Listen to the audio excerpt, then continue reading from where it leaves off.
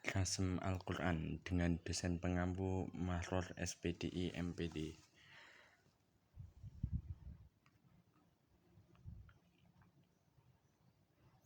Pengertian rasem Al-Quran. Arti rasem menurut bahasa adalah acar bekas.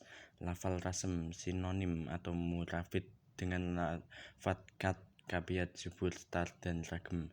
Rasem ada dua macam, yaitu kias dan istilahi. Rasem kiasi yang biasa disebut juga rasem isma'i adalah penggambaran lafal yang menggunakan huruf hijaiyah dengan tetap memperlihatkan standarisasi ibtidak dan wakof padanya. Sedangkan rasem istilahi yang biasa disebut juga rasem Usmani adalah ejaan tulisan Zaid bin Tasbit dan kawan-kawan yang dipakai untuk menulis al-musahif al-usmaiyah.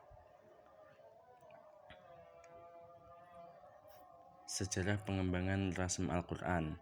3 fase utama standarisasi penulisan masa Nabi Muhammad SAW terhadap penulisan Al-Quran ditulis pada media sederhana atau batu, tulang, pelepah kurma.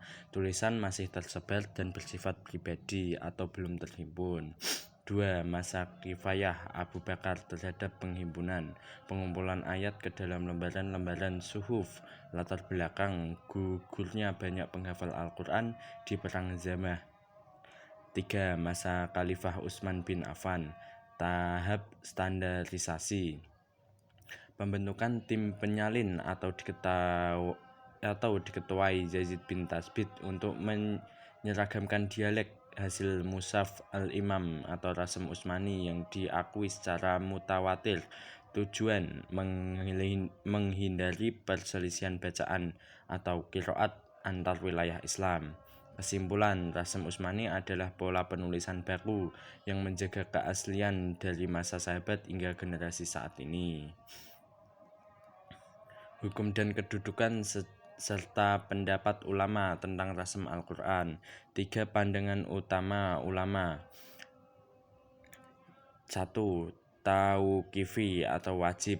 Penulis berasal dari petunjuk Nabi SAW, wajib diikuti dan dilarang menggunakan pola lain. Pendapat jumhur. Istihadi atau boleh, hasil istihad sahabat, bukan petunjuk langsung Nabi. Boleh menggunakan rasem imla'i atau standar selama makna tetap. 3. Moderat atau jalan tengah. Mempertahankan rasem Utsmani untuk keaslian, namun boleh rasem imla'i bagi orang awam demi kemudian belajar. Kaidah-kaidah rasem Al-Quran. Definisi singkat. Aturan khusus dalam penulisan kata-kata Al-Quran yang diwariskan dari para sahabat, khususnya masa Khalifah Utsman bin Affan, yang terkadang memiliki perbedaan dengan kaidah penulisan bahasa Arab standar imla'i. 3 kaidah utama dalam rasem Al-Quran. 1. Kaidah huruf, mengatur bentuk, letak, dan cara penulisan huruf yang khas guna menjaga keaslian teks dan ketepatan makna ayat. 2. Kaidah tanda baca, berfungsi sebagai pemisah antar ayat dan membantu pembaca memahami struktur serta menjaga dalam ayat suci. 3. Kaidah tanda suku kata, digunakan untuk mempermudah pelafalan dan pemahaman makna bagi pembaca Al-Quran. Karakter rasem Utsmani. Definisi dan latar belakang.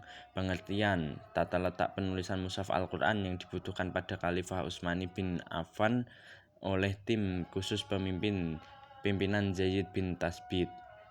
2. Tujuan utama menyatukan perbedaan cara baca Quran qiraat yang sempat memicu konflik di kalangan umat Islam dan menjaga keaslian teks Al-Quran. Hukum menulis Al-Quran sesuai dengan rasem Utsmani. 4 pandangan ulama mengenai status rasem. Taufiqi, wajib, berasal dari petunjuk langsung Nabi kepada para penulis wahyu, wajib diikuti dan tidak boleh diubah. Istihadi, kreativitas sahabat, hasil istihadi panitia Musam Utsmani, penulisan disesuaikan dengan dialek Quraisy jika terjadi perbedaan. Istilah kesepakatan sahabat, bukan taufiqi tapi merupakan konsensus atau ijma' sahabat. Tokoh seperti Imam Malik dan Ahmad bin Hambal melarang keras menyelisihi pola ini. Fleksibel, tidak bersifat taufiki, boleh menggunakan sistem penulisan zaman sekarang jika disepakati atau pendapat minoritas. Cukup sekian penjelasan yang bisa saya berikan. Terima kasih.